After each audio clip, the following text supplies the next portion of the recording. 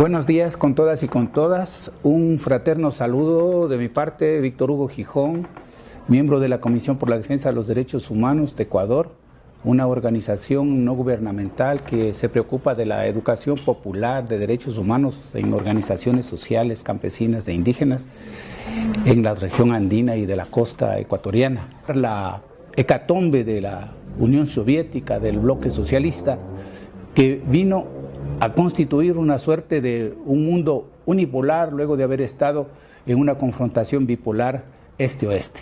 Esto ha hecho que los organismos internacionales, que son comandados en gran parte por Estados Unidos, tengan una hegemonía prácticamente imparable a nivel de todo el mundo.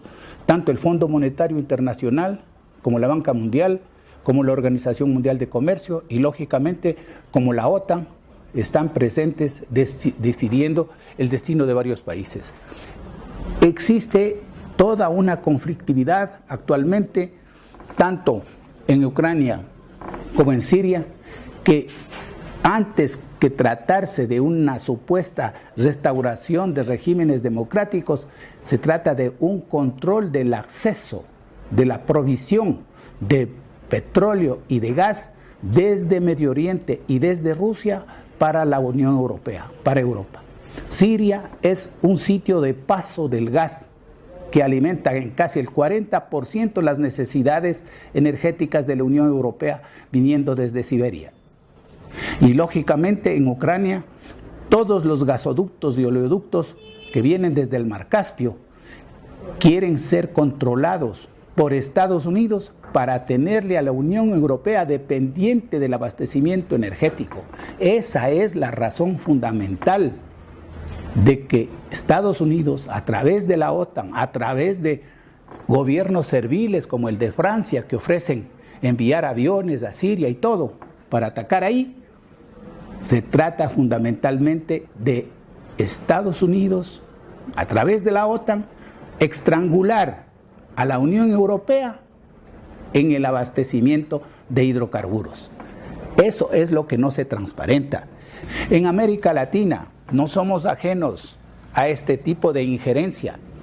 Ahí donde están los recursos naturales estratégicos, minerales, petroleros, el agua, están las bases militares de Estados Unidos. Tenemos 39 bases militares fijas y 46 itinerantes. En Ecuador tuvimos la iniciativa política y la voluntad del gobierno para expulsar a la base militar estadounidense que teníamos en el puerto de Manta. Pero ¿qué es lo que ocurrió? Al muy poco tiempo, el gobierno colombiano aceptó la presencia de 7 bases militares supuestamente para combatir al terrorismo y al tráfico de droga. Nada ha cambiado en ese sentido, pero las bases militares están ahí. Escasez del recurso agua, que se está hablando que las guerras del siglo XXI serán por este recurso, ya no tanto por el petróleo. La disponibilidad del agua es verdaderamente escasa según los continentes. Pero hay más que esto que justifica la actuación de la OTAN. Está la importancia geopolítica de los recursos minerales estratégicos. Existe una dependencia tremenda, enorme, por parte de Estados Unidos de lo que son los minerales raros que se llaman arsénico, bauxita, cesio, etc. En algunos de estos depende de China, de Brasil en un 100%. Eso explica en gran parte las nuevas relaciones que se tienen entre China y Estados Unidos, porque propiamente no lo puede confrontar de otra manera. Y eso explica también todas estas intervenciones militares en África para que las grandes transnacionales, tanto europeas como estadounidenses, puedan saquear los minerales naturales estratégicos de ese continente. Esto hace que tanto Sudamérica o América Latina, África y el Asia sean territorios en disputa entre las grandes transnacionales y en disputa entre estas transnacionales y los pueblos de esos países. Para nosotros en Ecuador esto está por demás claro. Los movimientos sociales, los movimientos populares de Ecuador, al igual que de otros en América Latina, han hecho todo lo posible por salir de esta dependencia. En este momento tenemos más de unos 10 gobiernos con carácter progresista.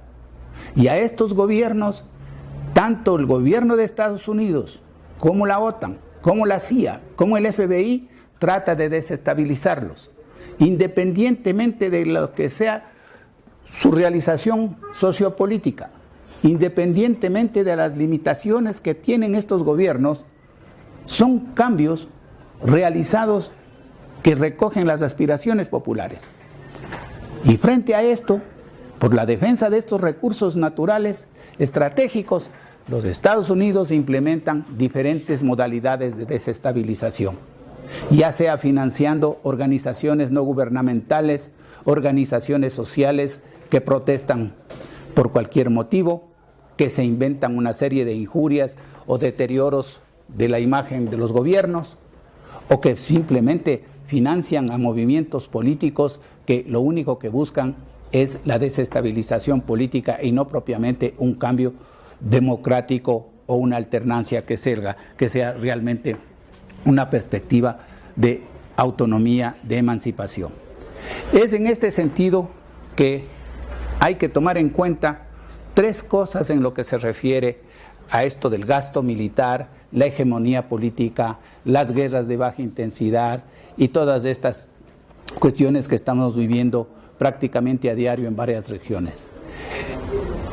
Estados Unidos no puede salir de su crisis si no alimenta una serie de conflictos bélicos.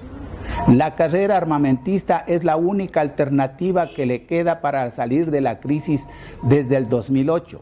Desde antes ya se veía venir esto, pero actualmente esto es mucho mayor por cuanto tiene otros rivales al frente que no viven el mismo tipo de crisis.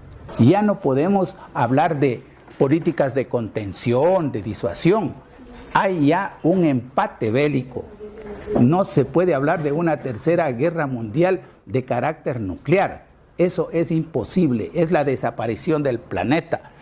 Ahora lo que se da es una suerte de subversión desde un terrorismo de Estado internacional. Se da una injerencia desde los diferentes gobiernos occidentales, capitalistas, que están propiciando el mayor desarrollo del modelo neoliberal para que los demás países se sometan. La situación actual de la Unión Europea es casualmente, tiene esa gravedad. Están viviendo las desgracias que nosotros en América Latina logramos vencer con nuestras movilizaciones populares, con nuestras movilizaciones indígenas. Establecimos cambios democráticos y pudimos neutralizar esta injerencia del Fondo Monetario Internacional, del Banco Mundial, y salimos de estas políticas neoliberales de programas de ajuste estructural. Y es la desgracia que constatamos que están viviendo los pueblos de Europa, bajo esa famosa troika, el Fondo Monetario Internacional, el Banco Central Europeo y los demás grupos económicos que deciden en lugar de los parlamentos, en lugar de los gobiernos supuestamente soberanos de Europa. Ahí está la situación de Grecia, 370.000 millones de deuda de un país de 11 millones de habitantes. Entonces, nuestro llamado, nuestra invitación es a fortalecer en este foro una posición por la paz, una alternativa de buscarles nuevos roles a los organismos internacionales, un funcionamiento más democrático de las instancias de la ONU, que se deje de lado la injerencia que tienen los monopolios, inclusive en las instancias que deciden políticas para el cambio climático. Esto va a continuar.